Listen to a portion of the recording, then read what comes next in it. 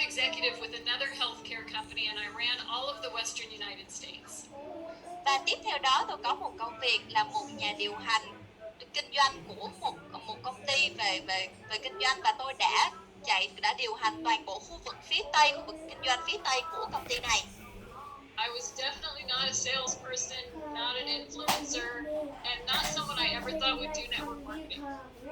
Và chắc chắn tôi không phải là một người giỏi về làm kinh doanh, tôi không phải là một người tạo ra tầm ảnh hưởng, và thực sự chưa bao giờ nghĩ rằng mình sẽ có được một cái cơ hội làm việc trong cái mảng về network marketing này. But I didn't understand Nu Skin. Nhưng có một điều tôi hiểu, đó là tôi rất thấu hiểu về Nu Skin. And it was actually my husband Jeff who first joined Nu Skin when he sold his consulting business. Và cái người mà giới thiệu với tôi Nu Skin đó chính là anh Jeff, cũng là ông xã của tôi. Thì anh Jeff là người mà đã dùng Nu Skin rất là lâu rồi và giới thiệu với tôi về kinh doanh này. And I had no intention of joining him in the business. Và nói để mọi người biết rõ là ngay từ khi nghe là tôi đã không hề có ý định tham gia một chút mảy may nào với kinh doanh này cả. And I know some of the spouses on this call, and I know they were just like me at the beginning. I know Naban was not going to do the business. Và tôi biết rằng một số anh chị em mình ngồi đây cũng có vợ, có chồng, cũng rất là đa nghi và không ủng hộ cho lắm về kinh doanh của mình, giống như anh Ngọc Anh ngày xưa cũng vậy, đúng không ạ anh Ngọc Anh ơi? But I think what he found is what I found. Tuy nhiên tôi nghĩ rằng những điều mà tôi học được cũng như những điều mà anh Ngọc Anh cũng đã biết được từ đây. I found a company that really matched my values. Đó chính là tôi tìm thấy một công ty thực sự có thể thích hợp được với những giá trị mà tôi đang tìm kiếm. Things I was taught since I was a child. Là những điều mà từ nhỏ, khi mà còn nhỏ tôi đã được dạy được rất là lâu rồi. I found a company whose corporate executives were committed to us and to our future. Tôi cảm thấy rằng là đối với công ty của chúng ta có được một ban lãnh đạo thực sự rất tận tâm và họ cam kết mạnh mẽ về tương lai của chúng ta.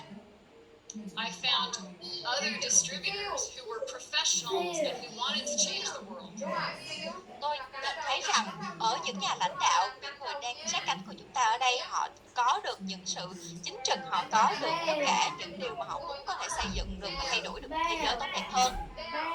And for someone like me who had a science background, I found a company that had integrity in their products and produced the best products in everything they did. Và một điều nữa tôi nhận thấy đó chính là bởi vì đến từ một chuyên môn của một người làm về khoa học, tôi cảm thấy công ty của mình có được sự chính trực trong sản phẩm, muốn tạo ra được và đã tạo ra được những sản phẩm cực kỳ tuyệt vời để thay đổi cuộc sống của mọi người. And I can honestly tell you, in my 11 years with Nu Skin and the 20 years my husband's used products, I have never been more excited about a product. Và tôi có thể nói với mọi người điều này, đó chính là trong 11 năm tôi làm kinh doanh Nu Skin và với hơn 20 năm mà chồng tôi sử dụng Nu Skin đến bây giờ, thì đây là lúc mà chúng tôi cảm thấy hào hứng nhất.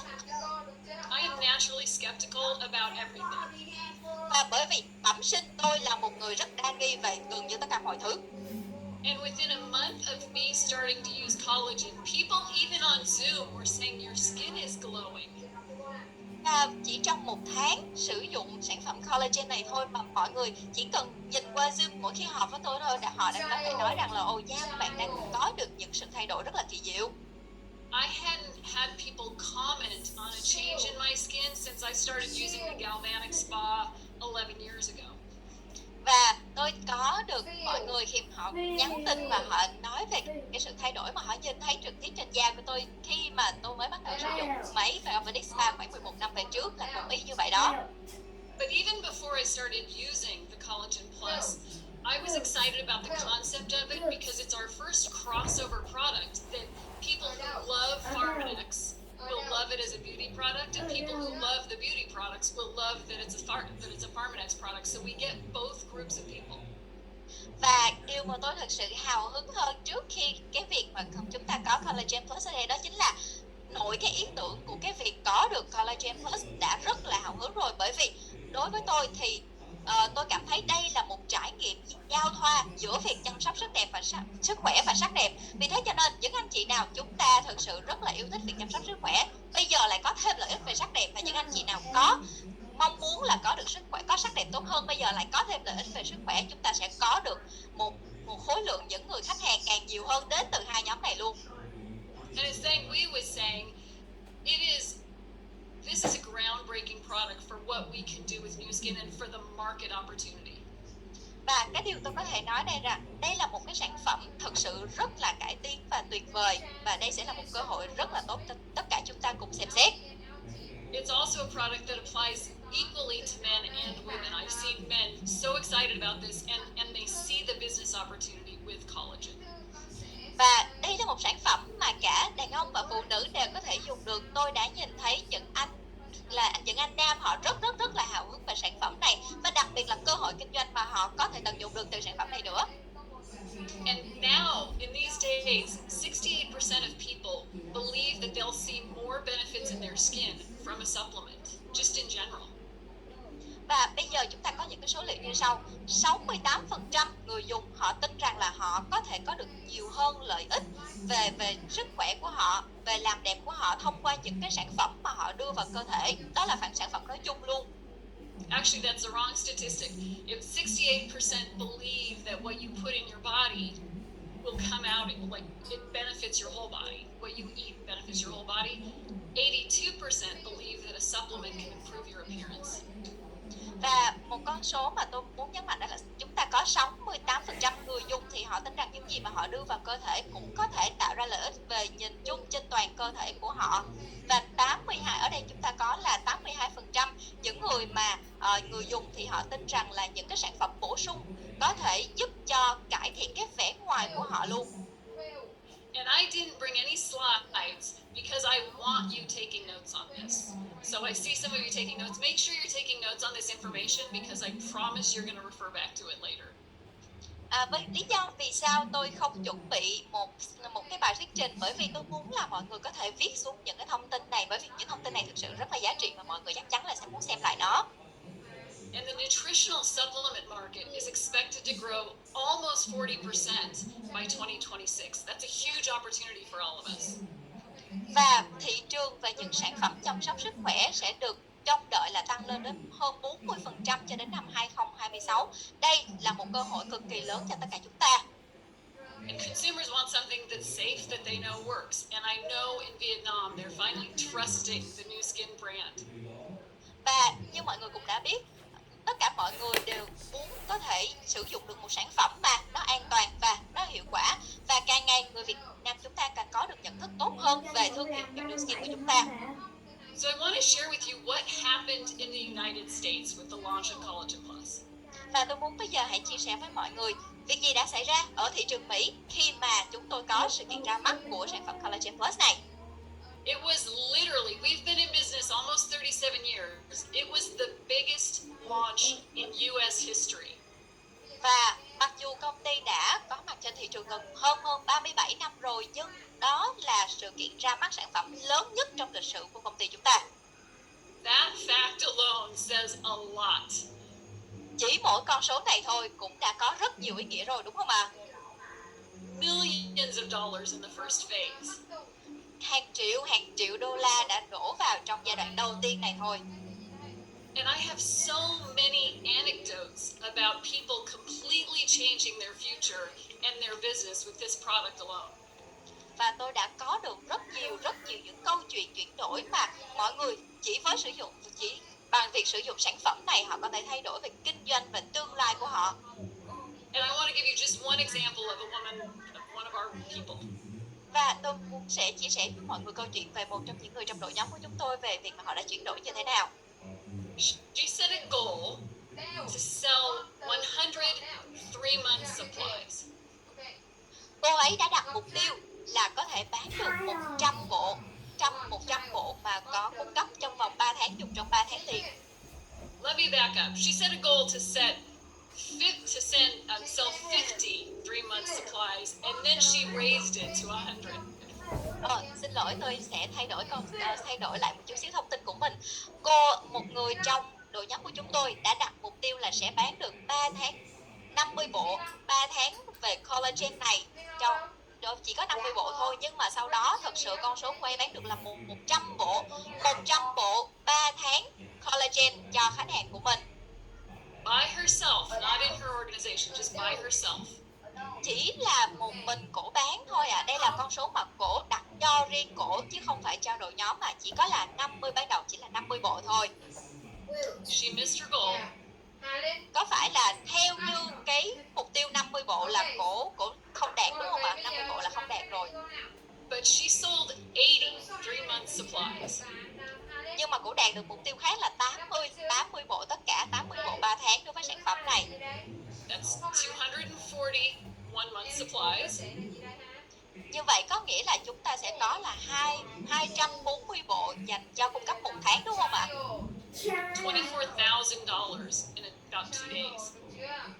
Và điều này cũng có nghĩa là 24.000 đô la trong vòng khoảng 2 ngày. One of the exciting things for Jeff and I is I've honestly never had a product go viral so quickly without even that much effort on our part. Và một trong những điều mà Jeff và tôi cảm thấy rất là hào hứng đó chính là chúng tôi cho đến thời điểm này chưa bao giờ cảm thấy rằng là mình có được một cái sản phẩm có thể tạo nên sự cực kỳ lớn đến như vậy. I rarely have people buy just from a post. Hiếm khi nào mà tôi đăng bài về một sản phẩm nào đó và người ta mua ngay. I've had dozens of people buy just from a post. Và đối với sản phẩm này, tôi chỉ cần đăng một bài, tôi có hàng tá người hỏi mua về sản phẩm này. But the most fun for me has been the friends of mine who've gone on the product, and I've gotten 5 or 10 other referrals because people notice the difference.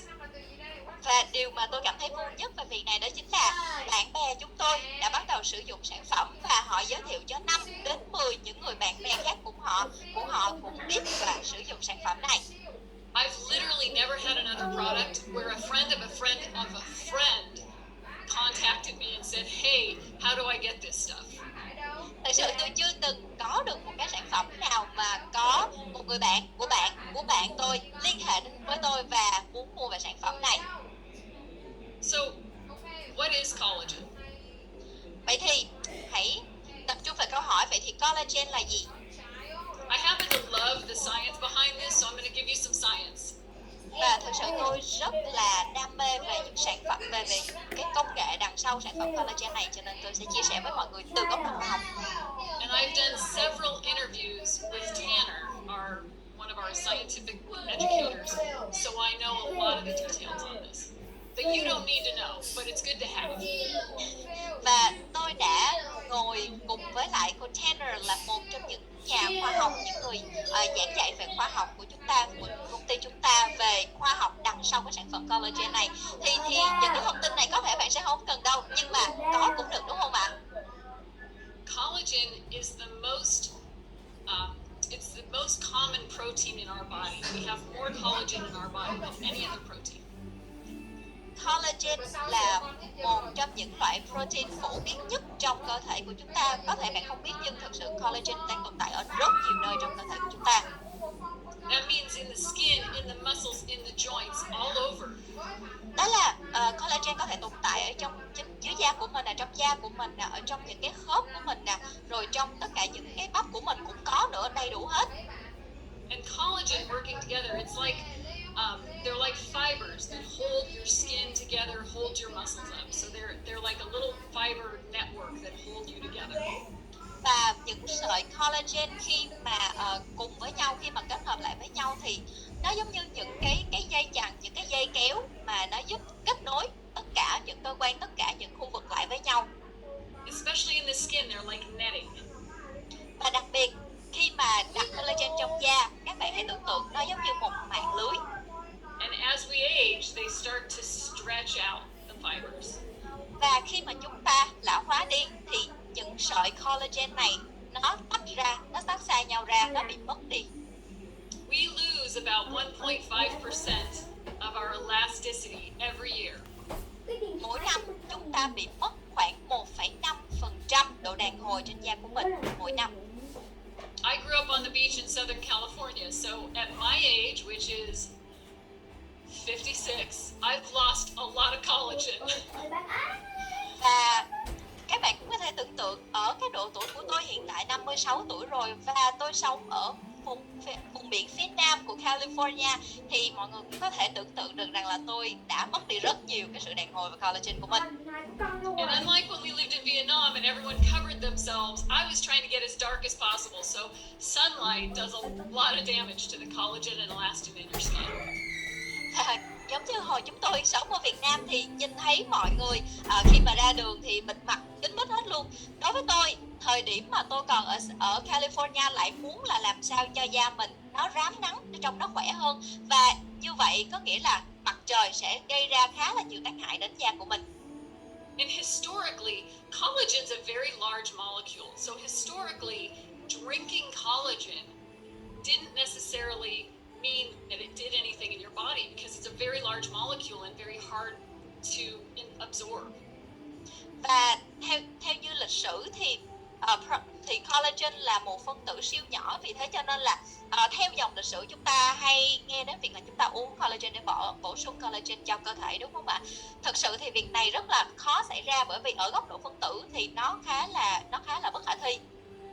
But Nu Skin uses a patented process that helps break down the molecule into pieces that we can actually absorb and use in our bodies.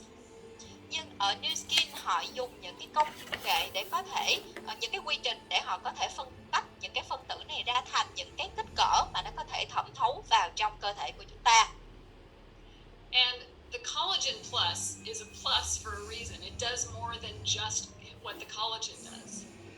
Và đối với sản phẩm Collagen Plus thì chúng ta thấy cái chữ plus là dấu cộng, đúng không ạ? Thật sự là dấu cộng này cũng thể hiện cho cái tính năng được củng cố, được cải thiện mà collagen đưa vào cơ thể chúng ta. So the collagen helps produce more collagen and elastin in your skin and in your body. Và collagen thì mọi người cũng đã biết nó sẽ giúp cho những cái tính chất về đàn hồi và collagen đưa vào trong cơ thể của chúng ta. The lutein actually increases radiance, which is why people notice the difference so quickly, and it also protects against sunlight and blue light like the computers were on. Nhưng lutein có trong sản phẩm Collagen Plus sẽ giúp cho làm tăng cái sự rạng rỡ trên da của mình, và đặc biệt là nó sẽ giúp bảo vệ khỏi những cái tác hại của ví dụ như ánh sáng mặt trời và ánh sáng xanh, chính là một cái thực trạng mà chúng ta đang đối mặt ở đây.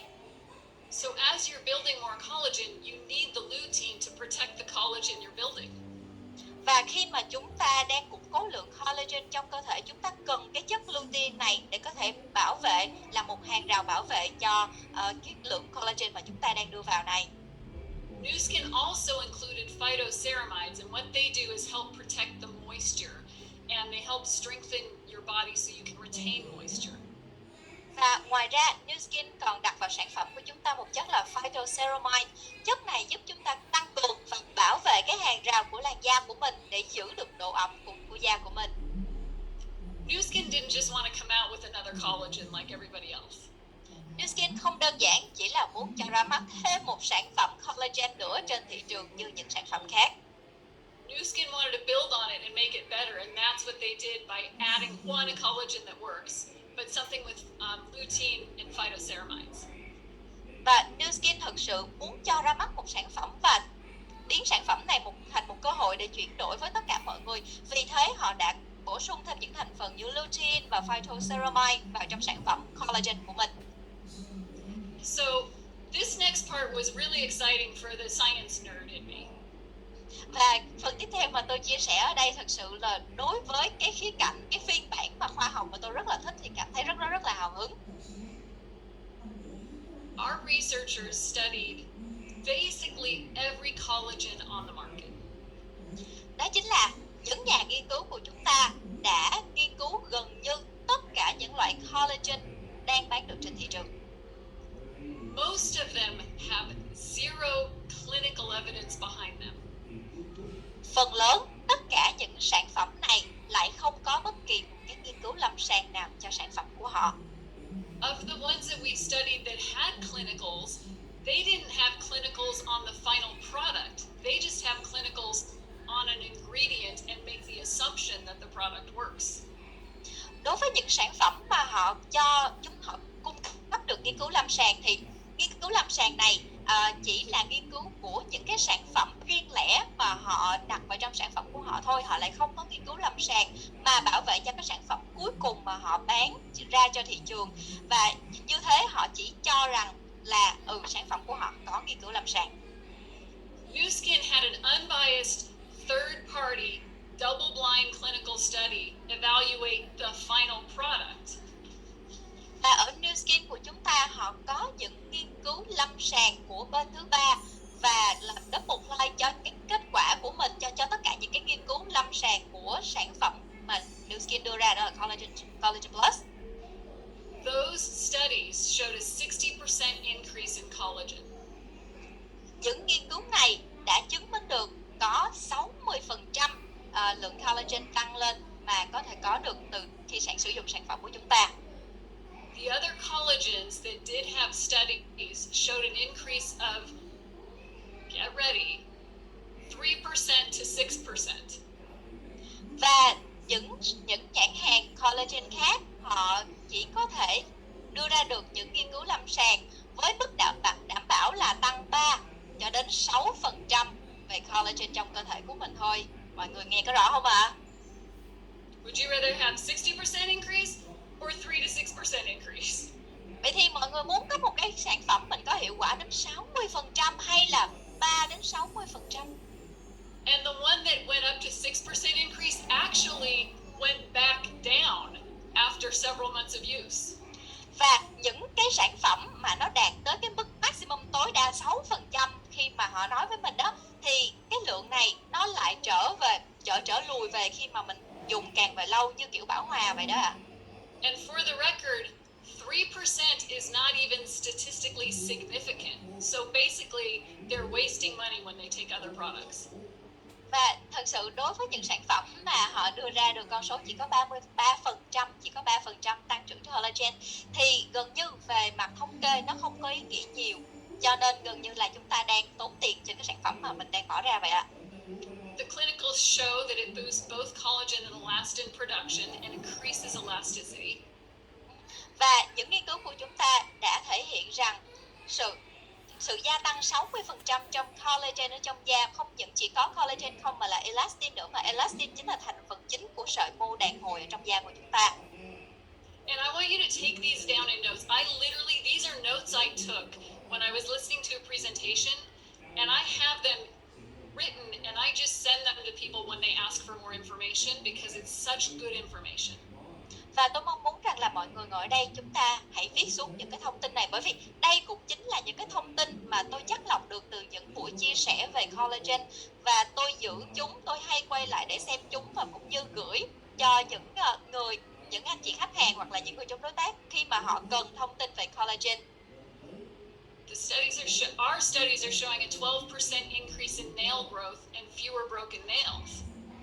Tiếp theo đó chính là những nghiên cứu của chúng ta cho thấy chúng ta tăng được 12% tốc độ mọc dài của móng tay.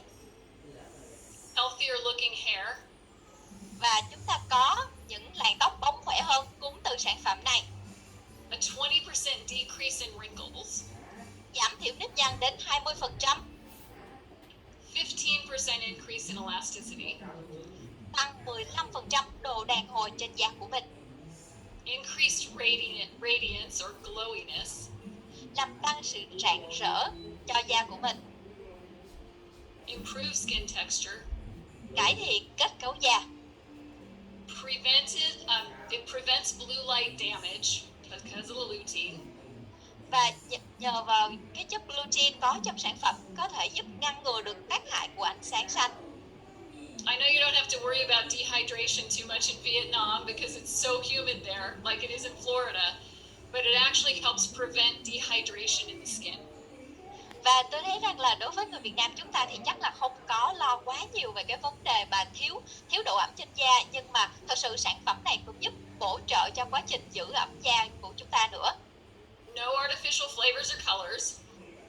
Tiếp theo đó là không có chất tạo vị hay phẩm màu nhân tạo. It's scanner certified. Và sản phẩm này nó có kết quả được máy scanner chứng minh. The results are actually compounded when used with the Lumi Spa. Và kết quả chúng ta có được từ sản phẩm này còn có thể cộng hưởng được khi sử dụng với thiết bị LumiSpa. So we're actually, when you combine Collagen Plus with the LumiSpa, we're seeing an 87% increase in visible improvement. Và đặc biệt khi chúng ta kết hợp với thiết bị LumiSpa, chúng ta nhìn nhận thấy được 87% kết quả tăng trưởng đáng kể đối với bằng một cảm giác trực quan, vừa nhìn thấy là thấy liền ạ. And again, the customer reaction and stories are the best thing. Và xin nhắc lại, tất cả những câu chuyện, tất cả những chia sẻ của khách hàng một lần nữa lại là một điều tuyệt vời nhất đối với sản phẩm này. I'll defer to corporate on this, but in the US, I would never post what I just told you. That is for private messages only. Those are just for internal conversations. It's not to post on social media. Và những thông tin này thì tôi muốn có thể chia sẻ với các bạn như là trong một cuộc đối thoại, một cuộc trò chuyện thôi. Những thông tin này chúng tôi ở Mỹ thì không được khuyến khích đăng ở trên bất kỳ một phương tiện truyền thông nào. I know the marketing department will tell you exactly what you can post, and you'll know what's okay to post, but just don't compare it to another product on social media. Just be responsible. Và chắc chắn rằng là ở bộ phận marketing của công ty của mình ở Việt Nam cũng sẽ đưa ra cho chúng ta một số những cái thông tin mà mình có thể chia sẻ rộng rãi. Tuy nhiên chúng ta cũng nên nhớ rằng là mình cố gắng đừng so sánh nó với một sản phẩm nào hết. Chúng ta hãy nên tôn trọng tất cả những sản phẩm. Okay, so what can you do now to start preparing for the launch? Vậy thì câu hỏi là chúng ta sẽ sẵn sàng như thế nào để chuẩn bị cho sự ra mắt này? Okay, before you set your goal, set your intention. Vậy thì đầu tiên là trước cả khi mà chúng ta đặt mục tiêu thì chúng ta hãy có một ý định thật sự rõ ràng cho nó trước đã. Do you intend to change your whole business with the launch of Collagen? Các bạn có ý định thay đổi toàn bộ cục diện kinh doanh của mình đối với từ sự ra mắt của Colagen hay không? Do you intend to hit a new pin title, to be a new emerald, a new diamond, a new blue diamond, a new team elite, a new 4-star platinum team elite? What is your intention that Collagen's going to help you achieve? Be really clear on it. Chúng ta hãy đặt những ý định thật sự rõ ràng về việc chúng ta sẽ thay đổi cục diện kinh doanh như thế nào đối với sự ra mắt của Colagen lần này. Có phải các bạn muốn thay đổi những cái mức độ lãnh đạo của mình từ Emerald sang Team Elite sang 4-star Team Elite đâu không? Đó tất cả là những cái thông tin chúng ta cần phải thật sự cụ thể và rõ ràng đối với sự ra mắt lần này. Next, and this is the first step of System 7, set your personal goal and your team goal. Và tiếp theo cũng chính là cái bước đầu tiên trong hệ thống số 7, đó chính là hãy đặt mục tiêu cho bản thân bạn và mục tiêu cho toàn hệ thống của bạn. Pengui was really clear on what the new skin goal is. So to increase new skin 10 times, or do you want to do 10 times, 20 times? What is your personal goal? Và anh Thắng cũng đã chia sẻ với chúng ta rất rõ ràng về việc công ty, về mục tiêu mà công ty đặt ra, đó chính là công ty sẽ gấp 10 lần dành cho cái lần ra mắt lần này của Colagen, đúng không ạ? Vậy thì mục tiêu của riêng anh chị sẽ là như thế nào? Nó sẽ là 20%, nó sẽ là 20 lần hay là 30 lần nữa? And I don't care what it is, but set a specific goal for how many collagen orders you're going to have at the beginning of the launch. Bất kể đó là gì, hãy đặt mục tiêu thật sự cụ thể và rõ ràng về số lượng những bộ collagen mà chúng ta có thể bán được, mua được trong lần ra mắt của Colagen lần này. Don't set a goal though, like, well, it's me, my husband, my mom, my dad, my best friend. I can for sure do 5, so that's my goal. Chúng ta đừng đặt những cái mục tiêu ví dụ như là ra mắt lần này có tôi mua, chồng tôi mua, ba mẹ tôi mua, bạn tôi mua, rồi có bao nhiêu đó người mua là đủ rồi. You want to say, what's going to scare me that I think I can't possibly do, and that's your goal. Chúng ta hãy đặt một câu hỏi cho chính bản thân mình, đó chính là mục tiêu nào sẽ làm cho mình thực sự rất là sợ khi mà hoàn thành hoặc là đang chuẩn bị hoàn thành nó, thì đó chính là cái mục tiêu mà chúng ta sẽ có được và chúng ta sẽ đạt được trong lần này. So once you have your big scary goal set, you go to the second step of System 7. Và sau khi chúng ta đặt ra mục tiêu mang tính sợ hãi đầu tiên, thì chúng ta sẽ đi đến bước thứ hai trong hệ thống số 7. Put together your contact list of everyone that you're going to personally contact about Collagen Plus. Hãy thiết lập một danh sách những liên hệ mà chúng ta sẽ liên hệ, sẽ tiếp cận để chia sẻ về sản phẩm Collagen Plus lần này. And if you set a goal of selling 100 collagen, but you have 500 names on your list, you need to change your goal. Và nếu như các bạn đặt một mục tiêu về số lượng Collagen Plus mà mình muốn có trong một khoảng rất là nhỏ thôi, mà chúng ta có đến 500 người, 500 cái thông tin liên hệ trong danh sách của mình, thì cần phải xem lại mục tiêu của mình. And if you set a goal of 100 collagen plus sold, but you have 10 names on your list, you need to expand your list. Và nếu như mục tiêu của bạn là bán được 100 bộ Collagen Plus nhưng mà trong danh sách liên hệ có 10 cái tên, 10 số điện thoại thôi, vậy thì phải thay đổi lại cái danh sách của mình rồi. So who's getting added to your contact list? Vậy thì chúng ta sẽ thêm những ai vào trong danh sách liên hệ của mình đây? Everyone who's ever purchased a new skin product from you, and everyone who's ever purchased a Pharmanex product from you. Đầu tiên đó chính là bất kỳ ai đã từng mua những sản phẩm từ bạn, bất kỳ ai đã mua những sản phẩm Pharmanex từ bạn.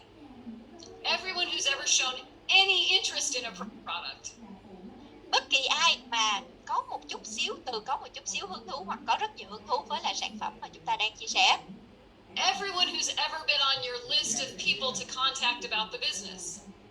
Bất kỳ ai mà đã nằm trong danh sách liên hệ mà anh chị đang định gọi để chia sẻ về kinh doanh. Everyone who's ever said yes about the business and everyone who's ever said no because this is a whole new opportunity. Bất kỳ ai đã chấp nhận làm kinh doanh với anh chị, hoặc bất kỳ người nào mà đã từ chối làm kinh doanh với mọi người, cứ đặt hết họ vào trong danh sách của mình. And every person who responds to anything you do on social media with a like, a heart, anyone who's seen it on social media, anything you do. Và bất kỳ người nào đã tương tác với những bài đăng hoặc là những story của anh chị ở trên những kênh mạng xã hội, có thể là họ thả tim cũng được, họ like cũng được, họ tương tác ai cũng được, chỉ cần là họ đã từng có tương tác với mình, hãy chạm đến họ, bởi vì cơ hội lần này sẽ cực kỳ thay đổi và lớn mạnh. This is fun because it goes back to when I first started, when we said you need to talk to everyone with skin. Và điều này rất là thú vị, bởi vì khi mà chúng tôi, nó làm cho tôi nhớ thời điểm mà chúng tôi mới bắt đầu làm New Skin, thì chúng tôi được nhắn rằng là hãy liên hệ với bất kỳ ai mà có da. So that's everyone that I know. Điều này có nghĩa là bao phủ hết gần như tất cả những mối quan hệ mà tôi biết. Okay, so the next step is invitation. Vậy thì bước tiếp theo chúng ta có thể liên hệ, chúng ta có danh sách mối liên hệ rồi, bước tiếp theo sẽ là mời khách. Find out, or can I keep you updated on what's happening, and just continue to invite the people who are interested in the business because they need to start now so that they can take advantage of this opportunity. Và tiếp theo đó chính là khơi gợi, chúng ta sẽ xem xét xem là chúng ta có nên tiếp tục chia sẻ những cái thông tin này đối với người này, đối với người kia không. Và đối với những người đã làm kinh doanh rồi thì hãy chuẩn bị để cho họ thật sự háo hức, bởi vì đây là một cơ hội thực sự lớn và thay đổi được mọi thứ. All your customers need to use the LumiSpa now so that they can see even more improved results with the collagen. Tất cả những khách hàng hiện hữu của anh chị hãy nói với họ, chia sẻ cho họ về LumiSpa và cần họ sử dụng được LumiSpa ngay bây giờ, bởi vì họ sẽ thấy được kết quả cộng hưởng từ Collagen Plus là LumiSpa đem lại. You need to talk to everyone now about what's going to happen and what caused the biggest launch in US history. Và bạn cần phải nói chuyện với tất cả mọi người ngay từ bây giờ và hãy chia sẻ với họ điều gì đã xảy ra, một tiếng nổ lớn nhất ở trong lịch sử về sự ra mắt của sản phẩm tại New Skin. Okay, so what are some ways you can invite on social media? Vậy thì một vài cách mà chúng ta có thể ứng dụng để gợi mở ở trên những kênh về social media, về kênh mạng xã hội là gì nào? You need to keep doing what you're doing and add this in. Các bạn cần phải tiếp tục làm những việc mà chúng ta đang làm và chỉ làm bổ sung thêm những thông tin về sản phẩm này. And right now is a good time to start a curiosity and information gathering campaign. Và bây giờ là thời điểm thích hợp nhất để chúng ta có thể bắt đầu một chiến lược khơi tạo sự tò mò và đem đến một vài những cái thông tin ít mỗi ngày. I love doing polls on Facebook. Like, for example, who are my collagen users? Và tôi thích làm những cái chia sẻ những cái bài những cái bình luận, những cái bầu chọn ở trên Facebook, ví dụ như là tôi đặt câu hỏi những anh chị nào thích dùng collagen. If you could look better in 2 minutes a day, would you want to do that? Because between taking one of these, and doing the Lumi Spot, 2 minutes a day to look noticeably better. Và một câu hỏi ví dụ như là nếu như bạn có thể trông đẹp hơn, khỏe hơn, trẻ hơn mỗi ngày chỉ với 2 phút bằng việc là chúng ta sử dụng một sản phẩm này và sử dụng thêm một sản phẩm này thì bạn có làm không? It's also a good time to start a Did You Know campaign on social media. Và đây cũng là một thời điểm rất là tuyệt vời để chúng ta bắt đầu một chiến lược gọi là bạn đã biết, hoặc là bạn có biết, hoặc là bạn biết chưa. Again, being respectful of whatever rules are in place in Vietnam, but just did you know educational facts about collagen, about elastin, about lutein, educational questions. Và trong chiến dịch này chúng ta hãy chia sẻ những cái thông tin mang tính giáo dục và định hướng về ví dụ như là collagen, về lutein, về elastin là cái sợi ở trong mô đàn hồi của mình. Và một lần nữa chúng ta hãy tôn trọng những thông tin mà chúng ta được chia sẻ ở trong thị trường của mình. Company approved before and after pictures. Chia sẻ những sản phẩm trước và sau sử dụng sản phẩm mà công ty đã được cấp phép của công ty. I never post a picture without two positive questions. So more information or yes, I want to order. Those are the two options they have if they're going to click on a poll. Và tôi luôn luôn đăng một cái bức hình và sau đó tôi sẽ hỏi mọi người với những thông tin và những câu hỏi rất là tích cực, ví dụ như là một là bạn có thích sản phẩm này nhiều hay không, và hai là hãy gửi thêm thông tin, hãy cho tôi thêm thông tin và hãy liên hệ để có thêm thông tin. And just like anything else, it's one about building curiosity and interest, and it's also about like I said, intention and focus. Và tất cả mọi thứ chúng ta đang làm một lần nữa vẫn là tập trung vào việc tạo ra sự tò mò, tạo ra sự hứng thú, bởi vì điều này nó sẽ giúp cho chúng ta tạo ra sự tập trung và sự hào hứng cho lần ra mắt lần này. So is there a risk of being too excited? Vậy thì khi mà chúng ta đang quá hào hứng và quá hứng khởi về một điều gì đó thì chúng ta có cái rủi ro nào hay không? There's never a risk of being too excited. Chắc chắn là không rồi, không bao giờ mà quá hào hứng lại đem đến những rủi ro cả. But there is a risk of hyping something so much that it can't live up to the hype. Nhưng chắc chắn sẽ có một cái rủi ro trong việc là chúng ta đề cao mọi thứ quá lên, chúng ta nói quá về một điều gì đó đến tận mây xanh cho đến khi là sản phẩm nó không có đạt được cái mong đợi như là cái người mà khán giả của mình họ đọc được thông tin. And here's what I mean. Và đây là cách mà tôi muốn nói về điều này. I can promise you, you will see outstanding results. Đó But chính you là will occasionally have someone who doesn't see their results. Đó chính là tôi hứa với bạn, chắc chắn bạn sẽ trải nghiệm được những kết quả rất là tuyệt vời. Nhưng thỉnh thoảng vẫn sẽ có một khách hàng và họ không có được cái hiệu quả như là họ mong đợi. So of the 240 that my friends sold, there were a couple of people that said, I don't see it. I've been taking it 3 weeks. I don't see it. Và như câu chuyện tôi có chia sẻ của một cô trong đội nhóm lúc nãy, đó là cô bán được 240 bộ đúng không? Chắc chắn vẫn có một hoặc là hai người khách hàng đến và nói với cô rằng họ sử dụng sản phẩm và không thấy hiệu quả gì cả. This is my favorite thing about the collagen product. Nhưng mà đây là điều mà tôi thực sự rất là yêu thích về sản phẩm collagen của chúng ta. It's doing stuff internally that they may not see in their skin right away. That's okay. Đó chính là sản phẩm của chúng ta đem đến hiệu quả một cách dần dần, từ từ, an toàn mà mọi người sẽ không thấy ngay lập tức, ngay sau khi họ sử dụng sản phẩm được. Because it's scanner certified, so I can say, oh, we should get your scanner score. Và bởi vì sản phẩm của chúng ta được chấp nhận và được minh chứng bởi máy scanner đúng không, thì tôi sẽ chia sẻ với người này bằng việc là mời họ sử dụng máy scan để xem thử. We can refer to the lutein and the protection it's providing for their skin, even if they're not seeing results yet. Và chúng ta có thể sử dụng những thông tin từ lutein bằng việc là chất này đem đến những hiệu quả giúp cho chúng ta giúp cho chúng ta ngăn chặn những cái tác hại của ánh sáng xanh mà có thể họ chưa nhìn thấy được rõ. We can ask if they've noticed maybe less breakage of their fingernails or faster growth in fingernails or hair. Và chúng ta có thể hỏi ngược lại họ, ví dụ như anh chị có thấy rằng là móng tay mình ít bị gãy hơn không? Rồi móng mọc chắc khỏe, tóc mọc dài, móng khỏe hơn lúc trước. New Skin has not yet done the studies on muscle pain, joint pain, hair and nails. Or, I'm sorry, we haven't published those studies and we haven't done some of the other internal studies, so we can't make claims on that. Và mặc dù là bởi vì chúng ta hiện tại chưa có thực hiện những cái nghiên cứu về ví dụ như là những cái chứng đau cơ, hỗ trợ những chứng đau cơ, những chứng đau khớp và những cái hiệu quả lên tóc và móng tay, cho nên chúng ta khó có thể chia sẻ những cái thông tin này một cách công cộng được.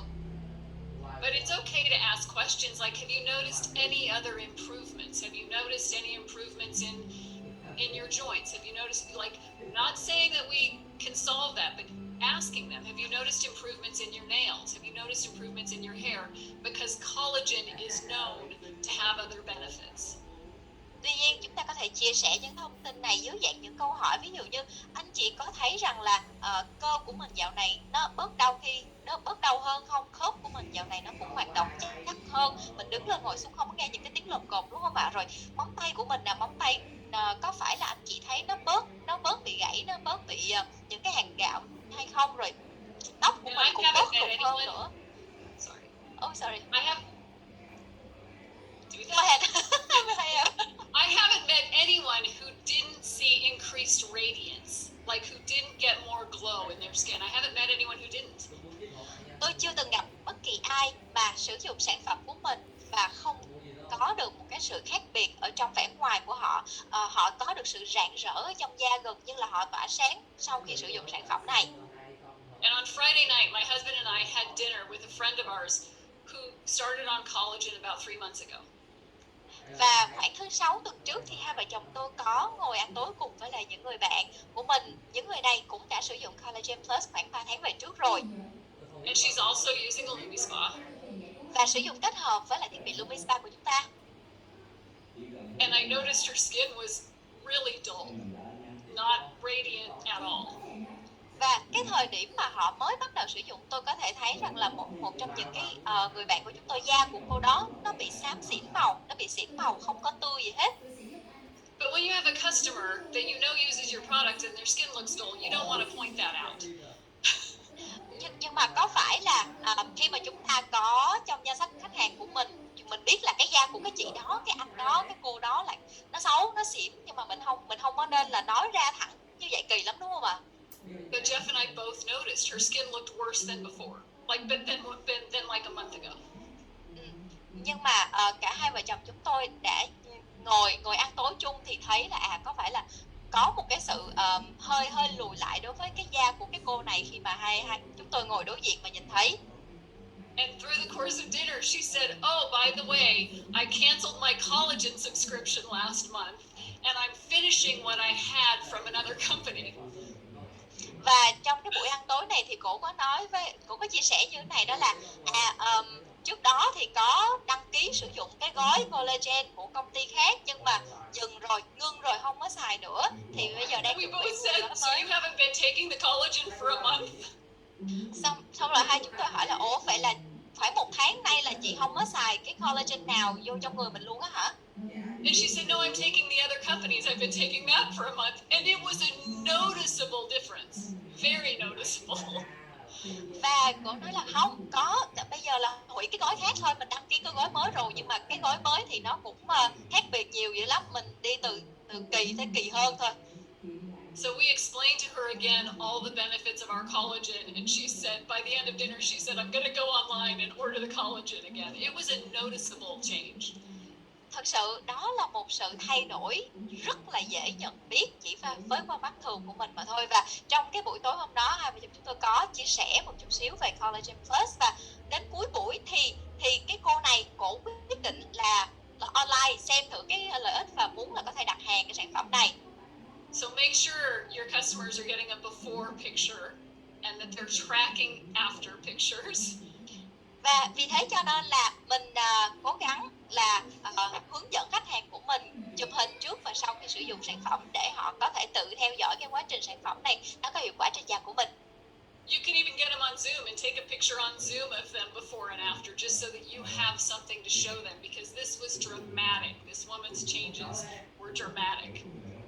Và các bạn cũng có thể nếu như mà mình không có gặp trực tiếp được những người bạn bè của mình, những người mua hàng của mình, thì cũng có thể hẹn với họ trên Zoom, chụp hình ở trên Zoom thôi, và sau khi sử dụng sản phẩm chắc chắn là sẽ thấy được cái sự khác biệt ngay trên Zoom luôn. So the other thing that was really helpful for us in preparing and continuing to sell the collagen is we do an OTG science interview. I've done them with Tanner, with Mark Bartlett, with Joe Chang, and you can ask the company if it's okay, because the interview style is much more, it's easier for people to relate to. And I ask real questions about, like, will it cause weight gain? No. But I ask all of these questions that people have, and they're phenomenal. So I highly recommend requesting an interview with one of the scientists. Và ở thị trường của chúng tôi thì chúng tôi có thể ngồi lại và hẹn những cái buổi họp cùng với lại những nhà khoa học trong ban nghiên cứu của chúng tôi. Ví dụ như là chúng tôi đã ngồi lại cô Tanny, Tanner, rồi anh Mark Bartlett, rồi cả tiến sĩ Joe Chang. Trong những buổi này chúng tôi rất là hào hứng với sản phẩm và chúng tôi hỏi những cái câu hỏi thật sự rất là thực tế. Ví dụ như là khách sử dụng sản phẩm rồi có bị tăng cân không, rồi có những cái hiệu ứng nào hay là có những cái side effect nào mà mình cần phải xem xét hay không. Và tôi rất là khuyến khích mọi người có thể làm điều này cùng với là nhà khoa học của mình để biết thêm những cái thông tin về sản phẩm này. If you happen to speak English, those are on the OTG Live Facebook page. You can go into guides and find those interviews. And if you need ideas for questions, I can tell you what people ask. Và nếu như mà anh chị mình nói tiếng Anh được thì tôi sẽ khuyến khích anh chị mình lên trang OTG Live. Ở trên đó chúng tôi có những cái video mà mình có thể xem xét về những cái buổi phỏng vấn về thông tin của sản phẩm này, và sẽ có những cái câu hỏi mà rất là thực tế mà anh chị có thể xem xét và sử dụng làm cái tài liệu cho mình được. So, my last piece of advice, have fun with this. I promise I have never been more excited about a product. I've never seen better results with the product. If you set your intention, the universe will collaborate with you and make sure that whatever you want to achieve happens. Và điều cuối cùng tôi muốn có thể chia sẻ với mọi người đó chính là hãy thật sự tận hưởng niềm vui trong việc chia sẻ những sản phẩm này. Hãy thật sự háo hức đối với nó. Hãy đặt một ý định thật sự mạnh mẽ trong việc tận dụng được sức nóng của sản phẩm sắp tới này. Bởi vì khi bạn đặt ra một ý định thật sự rõ ràng và cụ thể, vũ trụ sẽ giúp đỡ và bắt tay với bạn để làm mọi thứ thành hiện thực. And remember that the universe doesn't work on logic. The universe works on magic. Và hãy nhớ một điều đó chính là vũ trụ thì sẽ không vận hành theo logic, mà vũ trụ thì vận hành theo những điều kỳ diệu. And cảm ơn rất nhiều to Tuyan, who was a small child of 24 when I met her and is now a woman with a baby, a toddler. Yeah. Và một lần nữa rất là gửi lời cảm ơn đến người phiên dịch viên cô Thùy Anh của chúng tôi. Khi mà chúng tôi mới biết cổ thì cổ mới có 24 tuổi thôi, và bây giờ thì 30 cộng, em xin lỗi 30 cộng mà, với một em bé. And thank you so much for having me. It's always an honor to speak for you, and I just love seeing you, and thanks for corporate support, and wonderful to see you. Và một lần nữa xin cảm ơn tất cả mọi người rất nhiều vì đã cho tôi thời gian và cơ hội đến đây để chia sẻ với tất cả mọi người. Luôn luôn thật sự rất là vui vẻ và vinh dự được có mặt với tất cả mọi người. Cảm ơn anh Thắng đến từ công ty, cảm ơn chị Hà. Rất là vui khi được gặp lại chị.